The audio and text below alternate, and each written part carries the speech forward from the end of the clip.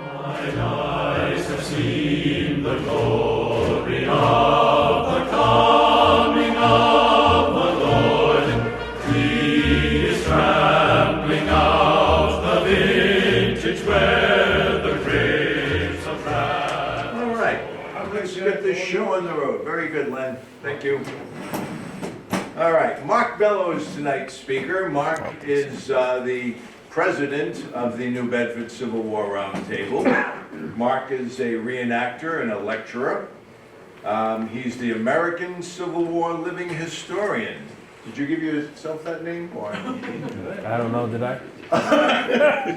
It's on Facebook. Oh.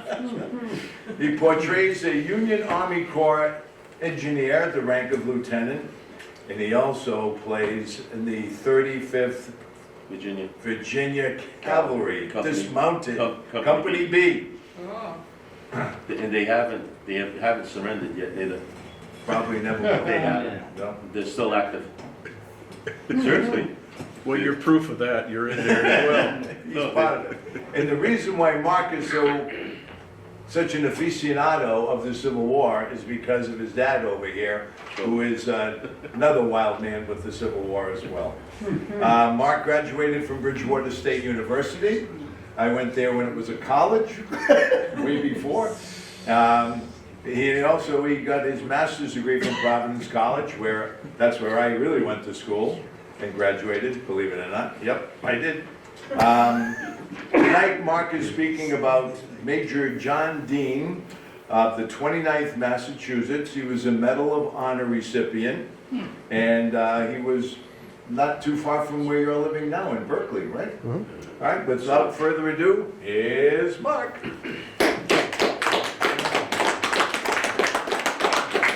Thanks, Jack. Am I on? You are. Okay. Thank you all. Great to be here with all of you. Always an honor to come and talk with all you folks here in such a beautiful setting here in the Sprague Mansion. I always laugh. In my real life, I work as a park ranger and historian for the National Park Service at Blackstone River Valley National Historical Park. So mill villages are a thing, right? And whenever we train new people, I'm always like, you got to look for the telltale signs of a mill village. Of course, a mill housing. So I always laugh when I drive by here because it's pretty evident that you're in a former mill village and a former mill community here. So, anyways, I digress. When I was younger, though, growing up in Freetown, Massachusetts, the home also of John Deane, in third grade, we would always, it was a tradition, I guess, at Freetown Elementary School to visit the local historical society. Freetown Historical Society, anybody here ever been?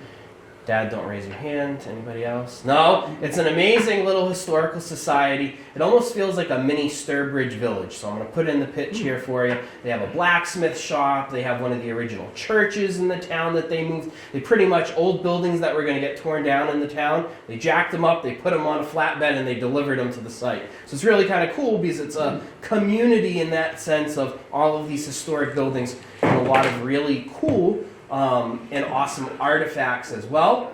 One of which, a whole corner basically of the main museum area is dedicated to John Deane. The Deane family is still around. Most of them live out in California now. I've had the privilege of meeting some of the descendants of John Deane. Really cool, awesome people. The patriarch in the family, he may be in his 90s now, upper mid-90s.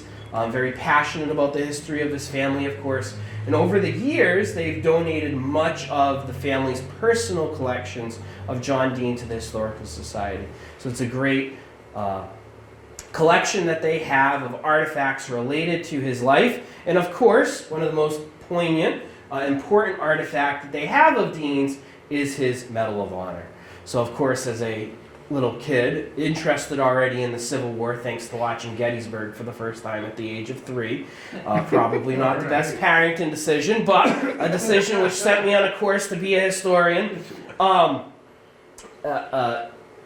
You see a Medal of Honor. You see they actually have his McClellan saddle and his saddle blanket at the museum. So you see all that cool stuff, and it piqued my interest. one of the cool artifacts that they also have, besides his Medal of Honor, is his diaries. They have his diaries pretty much throughout the entire course of the Civil War. It's in 3 small, like 3-inch by 3-inch little diary books. And in 2005, the Historical Society, one of the members there, the secretary at the time, went about transcribing it. And they actually published it.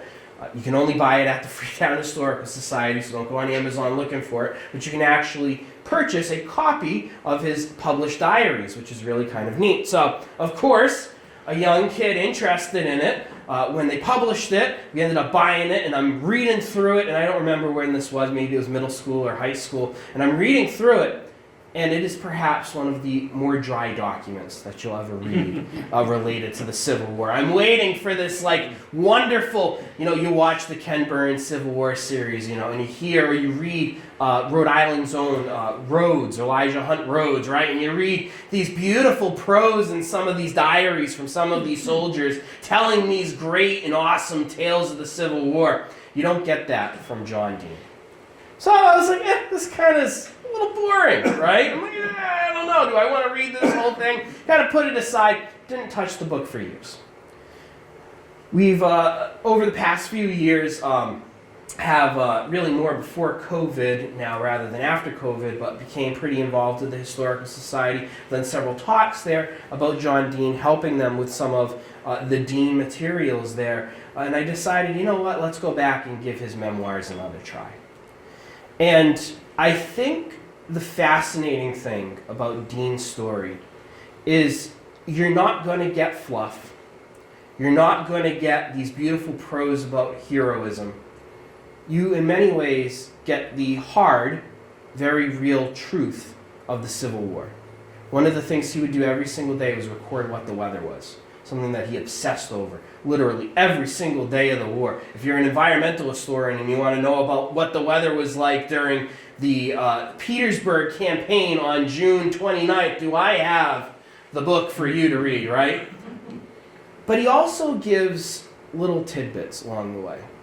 And when he gives those little pieces of information, there's some real gems hidden in the diary that I think go a long way in uncovering the true life of a Civil War soldier.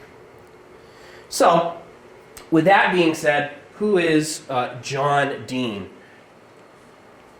So John Deane is born in Freetown, Massachusetts. Does everybody know where Freetown, Massachusetts is? Right outside Fall River, yeah. Freetown is kind of cornered in a triangle, if you will, between 3 fairly major cities, Taunton to the north, Fall River to the west, southwest, and New Bedford to the southeast. So it's kind of cornered in there with several other communities. We're building our house in Berkeley, we're Hobith, Dighton, Lakeville. It's kind of cornered in between these 3 more larger cities. But the Deane family had lived in Assonet Village at that point for several decades. John is the son of John and Lydia Deane, born right in Assonet Village. There's 2 different villages that really kind of develop in early Freetown. Assonet Village, over here around the Assonet River, and then East Freetown, the village that forms in the, you guessed it, eastern part of the town.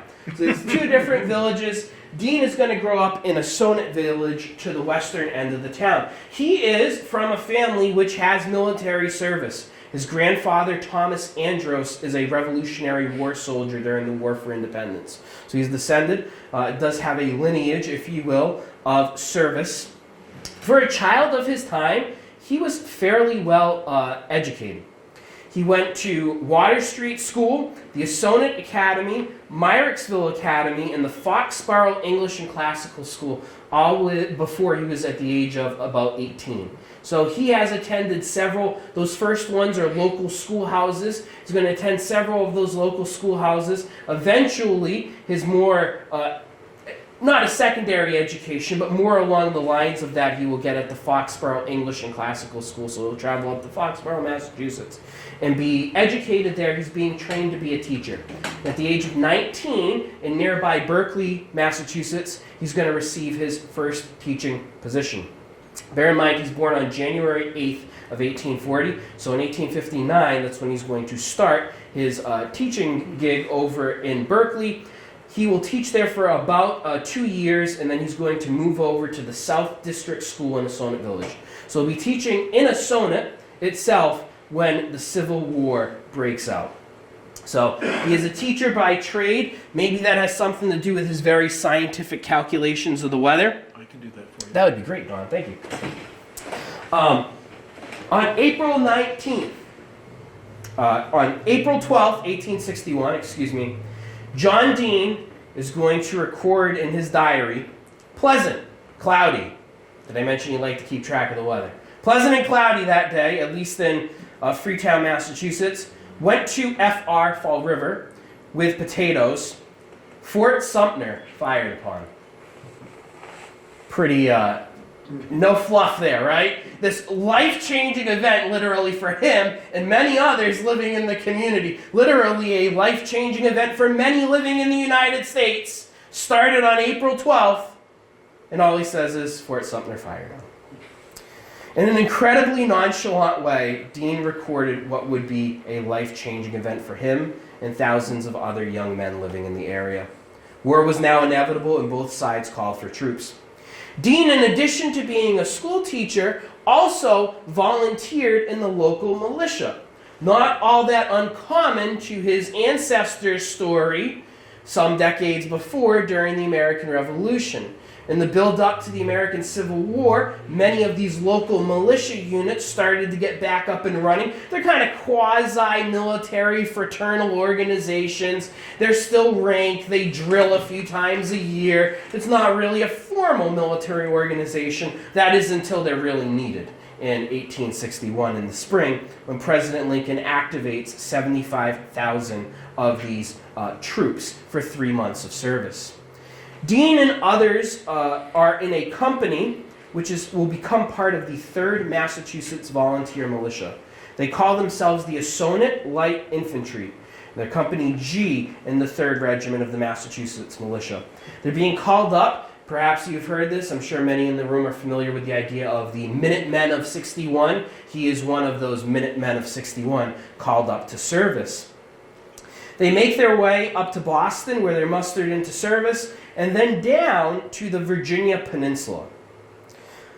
When the call for volunteers came out, on April 16th, shortly before, so this call comes out, these militia units are starting to muster in their local towns, making their way up to Boston. On April 16th was the day when the Assonet Light Infantry was to make their way from Freetown up to Boston. Next slide, if you don't mind, Don. And Deane recorded this in his diary. The other way, Don. One more for me. So that's Deane and another local resident, Silas Richmond. This is Colonel Ebenezer Pierce. We'll get back to Colonel Pierce. He's also from Freetown. So these 3 individuals are kind of 3 major players from Freetown during the war. What's going on here? One more. There we go. Okay. April 16th. Deane records in his diary. Rain. Loves the weather. Received $74.80 school money. So that was his pay from working in the school for up till that point in the year. Gave mother to deposit $55.62. Took cash $23.50. Company G, 24 men, took to the cars for Boston. So he's one of these 24 men from Assonet and Company G making their way up to Boston. He has been elected by his fellow compatriots in this unit to the rank of 2nd lieutenant. So he's a 2nd lieutenant at this point. By the 20th, Deane and the rest of the unit is up in Boston, and then they make their way on a steamer down to Fortress Monroe in Virginia. And upon their arrival there, they took part in the destruction of the Norfolk Navy Yard. And then the members of the Assonet Militia really effectively are going to spend the next 3 months of their term on guard duty. They're going to be in the area of Fortress Monroe, a little bit south of Washington, D.C., and they're going to hang out on the Virginia Peninsula. They're watching the Norfolk Navy Yard. But these are soldiers who are called up in April of that year. So already effectively before the first battle of the war, the first major battle of the war, First Manassas, most of these soldiers, including Deane himself, have returned home. So they're not going to take part in that first major battle of the Civil War. But they will be there when Benjamin Butler takes command of Fortress Monroe and very famously will use war powers to help and aid the fugitive runaway slaves that make their way to Fortress Monroe during that time. Next slide. So there's a picture. We'll go to the next slide. Ben Butler, there he is. If I keep the slides rolling, we would have talked about all. One more, Don. Okay. There we go. So they're down on the peninsula when Deane returns home back to Assonet. Now, keep in mind that Deane is going to return back to his normal life. So he goes back to Assonet after serving this brief time in the Minutemen of 61.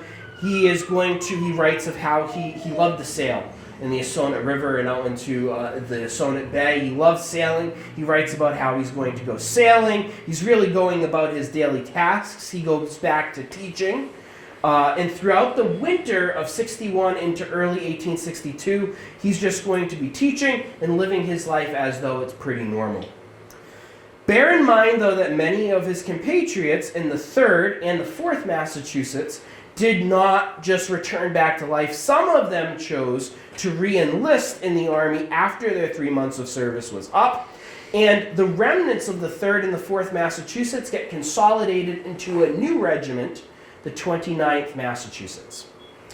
Ebenezer Pierce, that gentleman from Freetown, he's going to be the first colonel of the 29th Massachusetts. The picture would have been better served there. But the 29th Massachusetts is going to make their way down with McClellan's army to the Virginia Peninsula.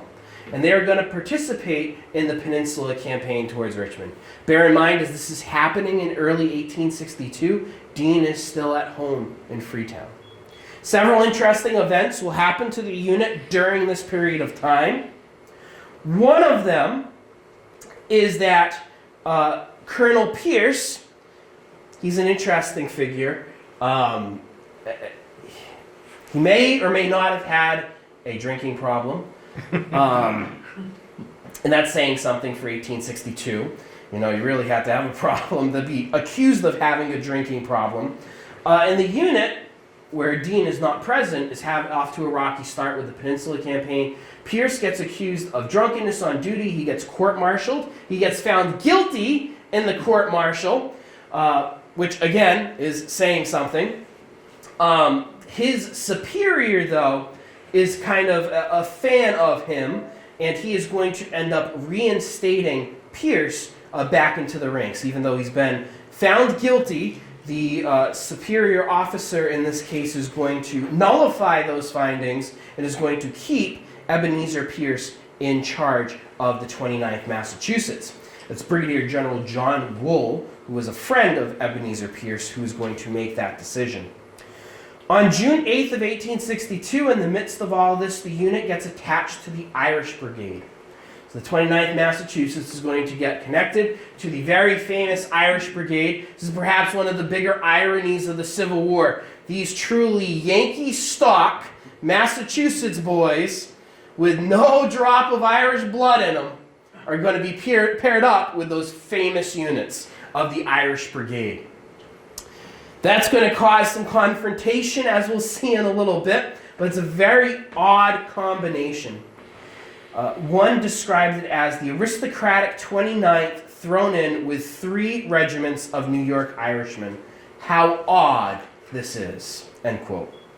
At the Battle of Bottom's Bridge on June 30th, during the 7 Days Campaign, Colonel Pierce of Freetown is going to have his right arm taken off by an artillery shell. And Deane will make special note of this in his diary. Deane did know Colonel Pierce quite well from pre-war years. They were pretty friendly. And on Thursday, July 17th, Pierce, after being wounded, having his arm removed, is going to be sent to a field hospital and ultimately will be sent back to Boston and will be recuperating at home in Freetown by July of that year. And on July 17th, Deane is going to pay Pierce a visit as he's convalescing in his home in Freetown. And Deane's diary states this, quote, "Colonel E.W. Pierce arrived home this morning. His right arm is taken off, just below the joint of the shoulder. He is in excellent spirits and as smart as ever," end quote. I can't imagine being in excellent spirits after having my arm taken off, but apparently Colonel Pierce was. There must have been some talk amongst the men, though, between Pierce and Deane, who knew each other quite well. Pierce already had a commission coming for Deane as a second lieutenant in the 29th Massachusetts. It was issued on June 1st by the governor of Massachusetts. So effectively, as Pierce comes home, it's unclear whether or not we don't have any letters between the two. It does seem, though, as if at the end of the school year, Deane was communicating with his former commander and friend down in the Virginia Peninsula before Pierce was wounded during the 7 Days Campaign. It seems as though the two were probably communicating with each other, and Deane had expressed his interest in rejoining his former comrades in the 29th. So whatever the case may be, Pierce pulls some strings with the governor, and he gets Deane this commission, dating to June 1st of 1862 as a second lieutenant. On July 20th, he is going to officially receive the commission from Pierce, and 3 days later, he is going to head to Boston, where Deane will be officially mustered back into service, is going to purchase the necessary military equipment for someone of his rank, and is then going to hop on a steamboat down to Washington, D.C. From D.C., he's going to make his way to rejoin his former comrades, now in the 29th Massachusetts. And hit the next slide, though. On July 27th, Deane recorded an uncommon for him note of commentary in a poetic form. He recorded the lyrics to a hymn. Perhaps he had heard it sung at Sunday worship that day. The 27th, after all, was a Sunday. Perhaps the weight and the stress of tension of knowing he would once again be in the war was growing upon the young 22-year-old at this point, and he spent his last few days at home. Deane recorded this in his diary, and again, this is a exact quote of a hymn of the time. Quote, "We are living, we are dwelling in a grand and awful time, in an age to ages telling that to be living is sublime," end quote. You don't get much poetry from Deane, but here that day before he left, you got a little bit of poetry. On July 31st, he recorded, quote, "Left tonight in the last train for the seat of war," end quote. He had rejoined the 29th by August the 4th of 1862. Deane joining the unit, and this is a photograph of Lieutenant John Deane, taken a little bit later. They're going to wind up in Paris, Kentucky, and that's when he will stand for this portrait picture of himself. But I like that picture because it's the one known image that we have of him during his wartime service. All the other photos are much later photos of him, usually sitting wearing his Medal of Honor. This is the one that gives us a picture, if you will, a glimpse into what the Deane of the Civil War would have looked like. Deane, joining the unit in August, spent much of the month on hard marches in uncomfortable and warm and often rainy weather. And boy, oh boy, does he record how much it rained. A lot in the month of August that year. The unit missed the Battle of Second Bull Run, but in its aftermath regrouped with the Army of the Potomac and began a hard march from Washington as Lee invaded the North. Of course, if we hit the next slide there, Don, this means that he is going to actively, as would the whole Irish Brigade, of course, actively participate in the Antietam campaign. They're not going to arrive in time for the Battle of South Mountain, but they are going to arrive on the banks of Antietam Creek on the 15th. No action, of course, to follow on the 16th, but they will partake in more than their fair share of action on the 17th. Jack, much better suited to talk about this than I, will give a very cursory review. Deane is going to be, of course, in the Irish Brigade, and the Irish Brigade attacks towards the Bloody Lane at Antietam. So the Irish Brigade and Deane will take part in that action. He does leave some commentary on the fighting, but he does not leave this like detailed, rich account of what the fighting was like. But he does remark, which is notable for him, the point that the fighting, quote, was awful and bloody that day. Perhaps some of the most awful and bloody fighting I have seen yet. After the Battle of Antietam, they will remain with the Irish Brigade, but in the fall and into the early winter of 1862, there's going to be a conflict which will arise between the 29th and the rest of the Irish Brigade. According to the 29th Massachusetts historian, the commander of the Irish Brigade, very famously General Marr, Thomas Francis Marr, is going to order these Tiffany Irish flags for the unit to replace some of their other battle-worn flags that they have used at this point. And he is going to, even though the 29th is not Irish, they are going to order a lovely Irish flag for the 29th Massachusetts to have. The commander of the 29th Massachusetts, again, old stock Yankees, Colonel Barnes, Joseph Barnes, is going to refuse the flag. According to the 29th Massachusetts historian, Barnes believed that the flag would, quote-unquote, brand them all as Fenians, unquote, or Irish revolutionaries. So there's this fear that accepting of the flag is going to somehow, mark these old stock Yankees as these Irish Fenians, as these Irish revolutionaries. And that's something that many of the members did not want any part of. Deane records in his diary also about this conflict, quote, "There has been some talk about some New York people presenting this regiment with a green flag. It has caused some feelings." I love the way he writes. It has caused some feelings. "And we are to go out of the Irish Brigade," end quote. Ultimately, this conflict over this flag is going to lead to the 29th, not Irish, being replaced by another Massachusetts regiment, which was Irish, the 28th Massachusetts. So this is how the 29th finds themselves out of the Irish Brigade. Fortunately for them, this all happens before Fredericksburg. We know what happens to the Irish at the Battle of Fredericksburg. Just as bad, if not worse, than what happened at Antietam, on the banks of Antietam Creek. So, they are basically saved from that fate. The 29th is going to be largely held in reserve. They will participate in Burnside's Mud March. Deane comments on how horrific the mud and the weather was. Again, he loves the weather. A lot about the weather in the Mud March. But ultimately, after the Mud March, the 29th is going to be reassigned to the Western Theater of the War. They're going to be reassigned to Paris, Kentucky. Looking at the next slide. Oh, some pictures of the Irish flag. Look at that. My bad, Don. My bad. That's all right. This is an image of Paris, Kentucky, though. So that's where they're going to be reassigned. When they're reassigned, Deane is also going to be promoted to the rank of first lieutenant. So he's going to become a first lieutenant. And when they get reassigned to Paris, Kentucky, he is going to be removed from the company that he is serving in as a first lieutenant, and he's going to be placed in the adjutant general's office over in Paris, Kentucky. So he's basically serving in the administrative services, if you will, of the Army.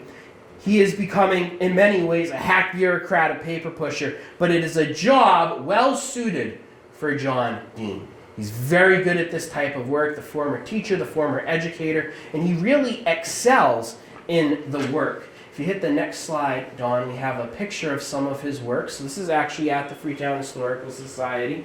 It is a receipt, a written receipt from the Provost Marshal's office. This is an example of a prisoner conferral that happened on September 4th, 1863. So it's basically the Provost Marshal office, date September 4th, 1863, received from John M. Deane. This is in his pen, by the way. In his hand, not in his pen.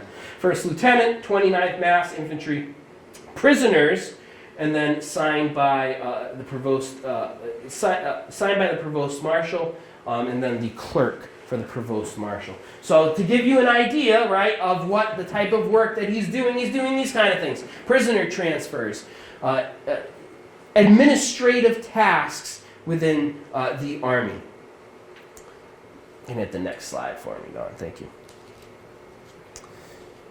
Perhaps, though, one of the more interesting duties that Deane will have will happen a little bit later that year. In September of that year, after serving in the Adjutant General's office for some time in Paris, Kentucky, he's going to be detached back to Boston, where he's going to serve in the role of a recruiter. He's trying to recruit more individuals into the ranks of the 29th Massachusetts. So he begins his trip home, and he's going to arrive back in Boston on September 21st. Perhaps the most interesting of many things that he does while he's back in Boston, though, is he is going to be ordered to take a large detachment of African American recruits of the 54th and 55th Massachusetts down to Morris Island, South Carolina. On January 1st, he recorded that he was commanding this detachment in his diary. By Thursday, January 14th, the troops are going to embark for Morris Island. On Thursday, January 21st, he hands over the recruits for the 55th Massachusetts to their new unit, which is already down in that area at that time. The next day, the 22nd, he hands over the recruits to the 54th Massachusetts. And then he's going to spend an evening at the headquarters of the 54th Massachusetts that evening. So basically what he's doing is these new recruits that are being brought into the 54th and 55th Massachusetts, he's being appointed as the officer to bring them to their units down in South Carolina. So that's the work that he is performing. He does not editorialize largely in his diary about this fact. He mentions that this is what he's doing. He does not really give any profound statements about African American troops serving in the war or his feelings on African American troops serving in the war. All indications from Deane's letters and his diaries, I'm going to call him an abolitionist. But I also think that he was fairly progressive-minded when it came to some of these things, and indicated by the decision to have him be in this role to bring some of these African-American troops down to their new units down in Morris Island. After this, he is going to get his permission to return to Boston. If you hit that one more time. I love this. This is actually his pass, so that way he could return back to Boston. So the headquarters of U.S. Forces near Hilton Head, South Carolina, January 22nd, 1864. Permission is granted to the bearer, Lieutenant John Deane, J.M. Deane, to pass the entrenchments this day by order of Colonel William Barton. So one of the things that he holds on and does not ever get rid of, right, this piece of paper that was his permission slip, basically, to return back to Boston. Next slide, Don. In April of 1864, after rejoining the 29th Massachusetts, the 29th is going to be assigned to the 9th Corps in the Union Army of the Potomac. Deane rejoins the unit and those that re-enlisted, the new recruits, and they are going to effectively, Deane is going to rejoin the unit on May 20th, 1864. That's when he's actually going to be back in service, back with the unit. That is after several of the earlier engagements during the Overland Campaign, the Wilderness, Spotsylvania, but he will be present and will participate in the Battle of Cold Harbor. Deane makes another note, especially at Cold Harbor, of the what he termed the difficult, quote unquote, the difficult condition of our army after the battle. His unit will suffer 1 killed, 12 wounded, and 3 captured during the Battle of Cold Harbor. They did not bear the brunt of some of the worst attacks, the more ill-fated attacks, I should say, at the Battle of Cold Harbor, but they will participate in the battle and will suffer casualties as a result of the battle. On June 8th, after the Battle of Cold Harbor, Deane is going to receive another promotion to the rank of captain. He's now going to be in charge of one of the companies in the 29th Massachusetts. As Grant turned south again towards Petersburg, the race was once again on. Next slide for me, Don. They are going to be in some of the earliest units to arrive on the gates of Petersburg by the middle part of June of 1864, and they will participate in some of those initial attacks against the siege positions around Petersburg. Of course, we know that those are not successful attacks, and a siege will settle in. Next slide, Don, please. As the army settled into the siege, on the 29th, many of you I'm sure know the Battle of the Crater. The 29th is going to be one of the units that is going to be in that initial wave of the attack towards the massive crater, this massive hole that was literally blown into the Confederate lines.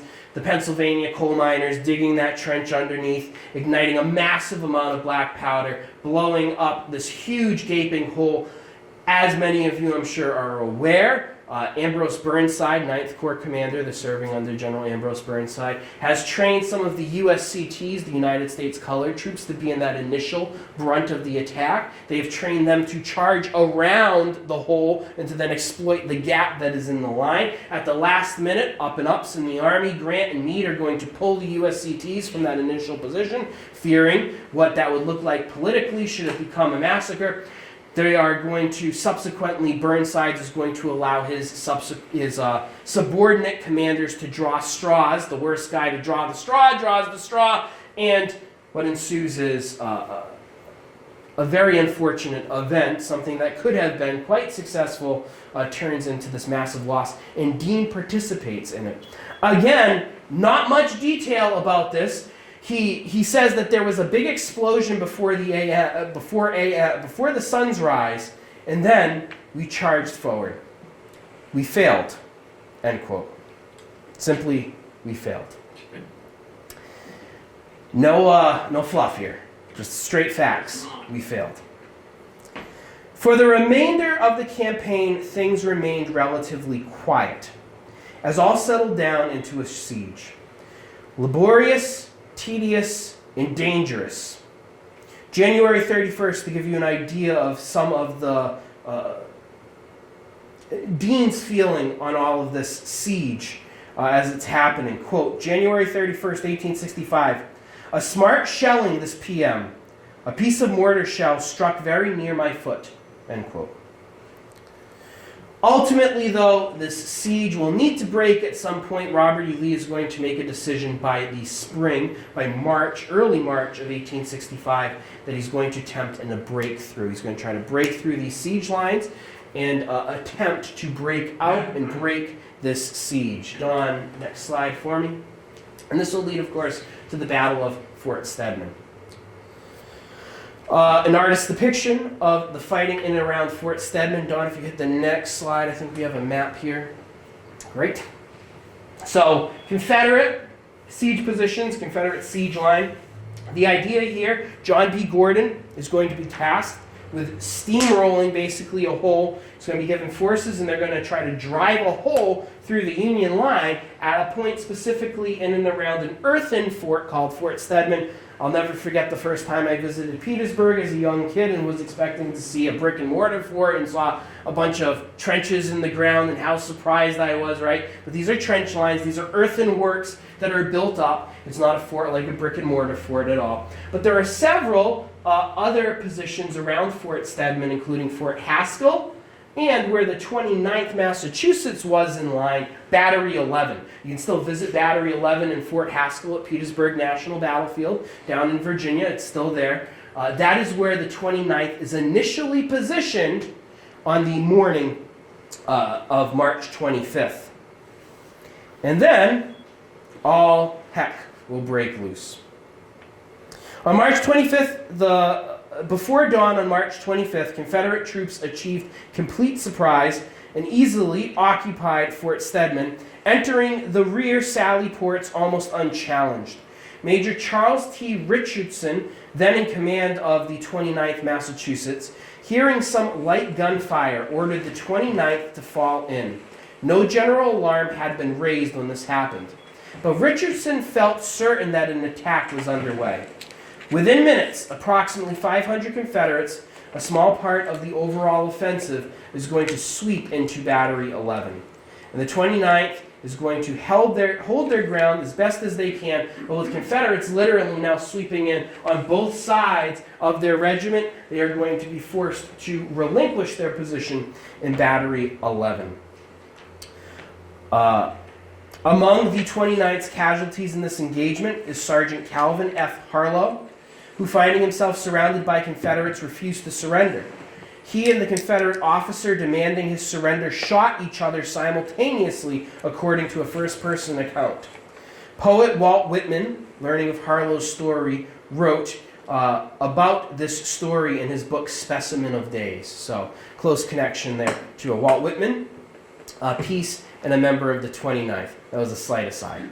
After 4 hours, though, the Confederate attack is going to lose momentum, and a Union counterattack is going to be initiated. Now, by this point, as you can see, when the 29th retreats from their position in Battery 11, they're not going to retreat eastward to the rear of their line. They're going to swing down and around and try to form a defensive position alongside the 3rd Maryland, the 59th Mass, and the 100th PA, a defensive line that hopefully as the Confederates break through right here, the idea is to peel the sides, right? So they're trying to stop that from happening.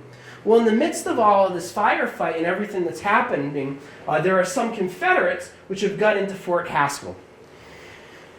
Captain Deane at this point, seeing the situation, seeing that there's some Confederates trying to turn the artillery pieces in Fort Haskell on the rear of their line, is going to get several volunteers together, a handful of them, about 5 or 6 of them together, and they are going to charge away from their defensive line and into Fort Haskell.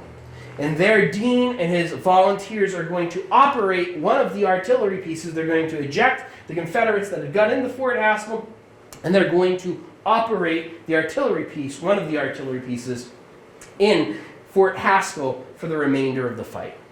For volunteering to do this, for getting these volunteers together, this is the moment here that Deane is going to earn his Medal of Honor for his work there at Fort Haskell during the Battle of Fort Stedman. You can hit the next slide, Don. I think that there's another... this is what Deane wrote in his diary the next day after the fighting was over. The rebels surprised us and hit our camp at 5 a.m. We had a bloody fight. The artillery and more opened on them, and we in return got a shelling as we lie in the rear of the battery. The boys are on alert and will not show the rebels any mercy hereafter. End quote. It's one of the more detailed accounts that Deane will leave. But again, when you look at this, right, and the late, great Dr. Peter Carmichael was great at this. Dr. Carmichael, longtime professor down at Gettysburg College, leader of the Civil War Institute down there, unfortunately, very unfortunately, passed away this past year, last year. One of the things that he hit upon, has anybody ever read his book, The War for the Common Soldier? It's a great book. If you've never read it, I highly suggest reading it. One of the things that he always would harp on when he would give talks or would speak about the Civil War soldiers' experiences, how you have to sometimes, because so many of them write with this 19th century flair, right? They write these great prose of these heroic stances and really try to build the tale and the story. Anybody ever read Joshua Lawrence Chamberlain? Chamberlain's really good at this, right? They build up this great narrative and this great story, but what you can lose is the reality of the war. And when you read Deane's account here, right, there's no fluff. There's nothing extra. You're getting the facts from his perspective. We had a bloody fight, right? And what's the result? The rebels are not going to show them any mercy hereafter. Right? For Deane, this almost seems like it's his final straw. This has gone on long enough. This has gone on far enough. You can almost kind of see that jumping out on the page in front of you when you read his account from his memoirs. Again, at the next slide there. Of course, as we may or may not, this is an image of a drawing, an early drawing of what some of the fighting in and around Fort Haskell may have looked like at this point, of one of those batteries in position. And we can hit the next slide, Don. And as we know, the Union counterattack will happen. Gordon's troops will get pushed back. The Battle of Fort Stedman ends. It does not end, of course, the way that Robert E. Lee would have liked it to end, right? Lee has now been foiled in this attempt. A few days later, after the Battle of Five Forks, ultimately the order will be given for a nighttime attack by Grant upon the Confederate positions in and around Petersburg, which will result in the very famous breakthrough. If you've ever been down to Petersburg, highly suggest Pamplin Park, the point of the breakthrough. It's a really neat little park, private park that's operated down there. Really kind of a neat place to go and visit, and that is the point of the breakthrough. But of course, the 29th will not be the unit that will break through the Confederate line, but will participate in that attack. As we fast forward, of course, Lee will relinquish Petersburg. He will begin his west march, and by April 9th, outside of Appomattox Courthouse, Lee will ultimately surrender his army. On April 9th, Deane simply recorded in his diary, General R.E. Lee surrendered, end quote. The unit is going to be sent back to Washington. At Washington, they are going to participate in the very famous Grand Review of the Army. Deane will march during the Grand Review of the Army. It's at this time that he is informed that because of his gallant service, he has been breveted to the rank of Major. So Major Deane, that'll be the rank that he will hold when he is mustered out of service on August 11th of 1865. Don, we can hit the next slide. A photograph at that time of that area in and around Fort Haskell and Fort Stedman to give you an idea of those earthworks. Next slide. I think a modern day picture of Fort Haskell there. Not much left, but you can still kind of see the earthworks and the banks of the fort in and around there. Next slide. And this is going to be the official commendation, the write-up for Deane's service that day when he receives his Medal of Honor. Quote, "For most distinguished gallantry in action at Fort Stedman, Virginia, March 25th, 1865, in serving with other volunteers, a previously silenced and abandoned gun mounted in Barabat at Fort Haskell being exposed to a galling fire from the enemy's sharpshooters," end quote. Next slide, Don. So Deane is going to return home. After the war, he is going to return to his teaching job. He's going to teach for several years before he opens up a general merchandise business in Fall River. Under the firm of Hathaway and Deane was the name of the merchandise business. He went into partnership with a gentleman with the last name Hathaway. He married a young lady. Next slide. We have a picture of her. There she is, Mary Gray Deane. And together they are going to have 5 children, 4 sons, and 1 daughter. They lived in their grand house on Water Street. Next slide, Don. The grand house on Water Street still stands. It's still up for sale. $800,000 if you have a spare $800,000. It's a beautiful house. There used to be a restaurant inside there called the Assonet Inn. Now it's up for sale. Beautiful house. It's right along the water, thus Water Street, right? It's right along the Assonet River. It's a beautiful house, and that is where the Deane family is going to reside.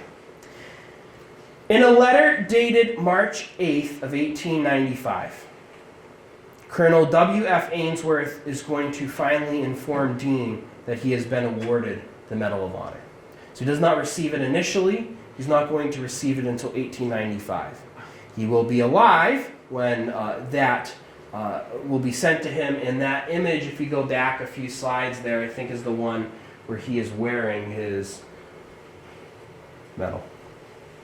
So he will receive it before he does die. Ultimately, Deane is going to pass away at the age of 74, September 2nd, 1914, and he is buried in the Assonet burial ground. According to Richmond, one of the other individuals who served from Freetown, 155 men from Freetown are going to enlist in the Civil War, 18 of whom were officers, one of whom was Major Deane. So I guess the big question is, why should we care about Major Deane? Well, in many ways, it's just another story, if you will, of a Civil War soldier. And very easily could be obscured and forgotten about. But I think oftentimes when we talk about the war, one of the things that we lose, especially those of us who love to talk military tactics and love to talk about fighting and battles and casualties, I think oftentimes we lose the personal face of the war. The fact that these were young men, they had families, they had friends, they had lives outside of that, and that these young men went off and fought in a war oftentimes far away from home, served and fought, in some cases were wounded, died on battlefields all across this country. And Deane's story may not be remarkable, but for a third grader visiting the Freetown Historical Society for the first time, the story certainly was a spark, wasn't it? Thank you all for listening. Time for questions, Mark? Sure. Any questions? If anybody has any questions. Yes. Do they have children? I don't remember if you said that or not. 5, yep. So they have 4 sons and 1 daughter. And as I mentioned at the beginning, the ancestors are still around. Oh, worth noting, anybody here have a spare $30,000? At the Horse Soldier, famous, Don, I know you do. Yeah. At the Horse Soldier, pretty famous store front down in Gettysburg. They sell military antiques. They have, and they've had it on up for sale now for about a year and a half or so. They have his frock coat from the end of the war with his Lincoln mourning ribbon still on the uniform. They have his vest, undershirt, and some of his letters too as well. The Freetown Historical Society would love to get that piece to go with the rest of the collection. Obviously, the Freetown Historical Society does not have the $30,000 to purchase it. So if you know anybody who may be interested in purchasing it and donating it, the family has been made aware, and oftentimes when this stuff does pop up, the family, if they can afford it, of course, will purchase it, and ultimately they end up donating it. But it's an awesome piece to this puzzle that would be great to have at the Freetown Historical Society. But the family is very involved, and they have some really interesting stories. The gentleman who's in his 90s, the patriarch of the family, if you will, he has memories, I'm going to get this wrong, he has memories of sitting on Deane's lap. No, his father had memories of sitting on Deane's lap. So his father was a boy and Deane was still alive. And so his father used to tell, and there's some family stories which have been recorded, fortunately, of the family talking with him about his wartime service and kind of some of those memories. Other questions? Yes? The centennial, 1961 to 65, was there any interest in him? Was he known at that time, or did he just blend in with a couple 100,000 other soldiers? Great question. By and large, he blended in, as he still does today. I have to go back and look at the history of the Freetown Historical Society. They did not have any of his pieces. I don't even know if they were really what they have become today at that point. It's usually around that time that a lot of these historical societies started to get a real start in earnest. But they certainly didn't have any of the pieces. All the pieces were with the family. So it would have been anybody who maybe walked by his grave or something, but he is not highlighted at all that I've ever seen in any local prints or the newspapers or some of those accounts at the time. Yes? He was wearing 2 medals. The congressional was on the left. What was the other? I think his GAR medal. So he was a prominent member. I'd have to go. Don, can you go back? I think one of them is a GAR medal. He was a prominent member of the Grand Army of the Republic. That's what it looks like. After the war, he is a commander of the local, I want to say the Borden chapter in Fall River. And will go on to serve as an adjutant in the state Massachusetts Grand Army of the Republic. So he's very invested and involved. Grand Army of the Republic, anybody who does not know what the Grand Army of the Republic was, veterans organization after the Civil War for Union veterans. He's very involved in that organization. Other questions? Yes? The medal on the right, as we're looking at it, that's the Sons of Veterans medal. And the GAR started the Sons of Veterans, so that's what that medal is. Yeah, thank you for that. His wife also starts the auxiliary starts a post. She doesn't start the whole thing, but they work together to start an auxiliary post for women. Someone's gonna have to help me remember what was the auxiliary for the women for the GAR. There's a name for it, but. Two Sons of Union Veterans of the Civil War. So she's involved in forming a post, Deane's wife, in Fall River too as well after the war. So they're both the couple is very involved in veterans affairs, if you will, after the war. Other questions? Just an observation, when you put up like the envelope, how was it addressed to him and everything else like that? It just flashed back to me. My grandchildren couldn't read that. Probably, I don't know if my son could read that. The kids don't do the cursive anymore. Yeah. You know? There are some institutions, there's some academies, places where, as part of a history degree, for a long time, language has been a requirement, especially in graduate level history, that language requirements are being replaced by cursive requirements, because especially you read those documents. He luckily, when you look at his original diaries, God bless the woman who transcribed it, because it is a tiny little 3-inch by maybe 5-inch little diary. It's those tiny little diary books that you see all the time from the Civil War. And when he was writing formally, I just showed you some of those examples. There are a ton of examples like that at the Freetown Historical Society. When he's writing formally, it's beautiful cursive. Very easy to write, very clear, good penmanship. He was living up to his teacher being a good teacher, right? He had beautiful penmanship. When you read his diaries, his scrawl is not so good.